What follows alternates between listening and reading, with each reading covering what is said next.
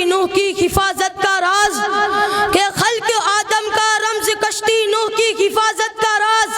بانی کعبہ کی دعا ابن مریم کی بشارت کا ظہور ہوا، کائنات وجود کے الجھے ہوئے گیسوں کو سنوارنے والے، تمام جہاں کے بگڑے نظاموں کو سدھارنے والے، یعنی وہ نبیوں پر رحمت لقب پانے والے، مراد غریبوں کے بر لانے والے، مصیبت میں غیروں کے کام آنے والے، وہ اپنے پرائے کا غم کھانے والے، فقیروں کا ماوا، ضعیفوں کا ملجا، یتیموں کا والی، غلامی کا مولا، سید الاصفیاء، اشرف الانبیاء، احمد مجتبی، محمد مصطفیٰ صلی اللہ تعالی علیہ وسلم عالم وجود میں رونے کے افروز ہوئے، پاکیزہ بدن، ناف بریدہ، ختنہ کیے ہوئے، خوشبو میں بسے ہوئے، بحالت سجدہ، مکہ مکرمہ کی اس مقدس سرزمین میں آپ نے اپنے والد ماجد کے مکان کے اندر پیدا ہوئے۔ باپ کہاں تھے جو بلائے گئے اور اپنے نونہال کو دیکھ کر نہال وہ تھے، وہ تو پہلے ہی وفات پا چکے تھے۔ دادا بلائے گئے جو اس وقت طواف کعبہ میں مشغول تھے۔ یہ خوشخبری سن کر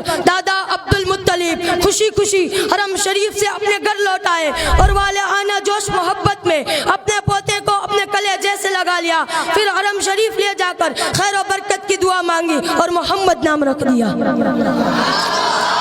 آپ کے چچا ابو لہب کی کنیز دوڑتی جھومتی آ گئی، ابو لہب کا بھتیجا پیدا ہونے کی خوشخبری دی۔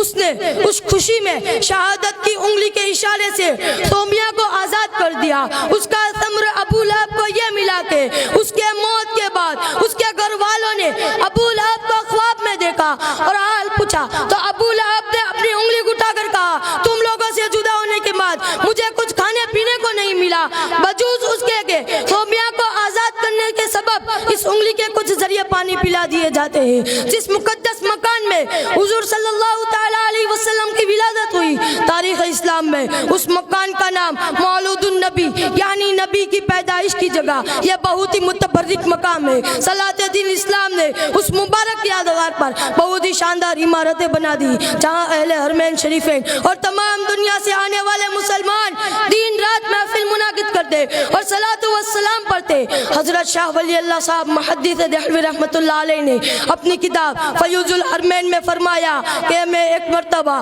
اس میلاد شریف میں منعقد تھا جو مکہ مکرمہ میں 12ویں ربیع الاول کو مولود النبی میں منعقد ہوتے۔ اس وقت ولادت کا ذکر پڑھا جا رہا تھا، میں نے دیکھا ایک بار کی اس مجلس میں کچھ انوار بلند ہو رہے، میں نے ان انوار پر غور کیا تو معلوم ہوا وہ رحمت الہی اور ان فرشتوں کے انوار ہیں جو ایسی مجلس میں حاضر ہوتے ہیں۔ ما علینا الا البلاغ المبین۔ السلام علیکم ورحمۃ اللہ۔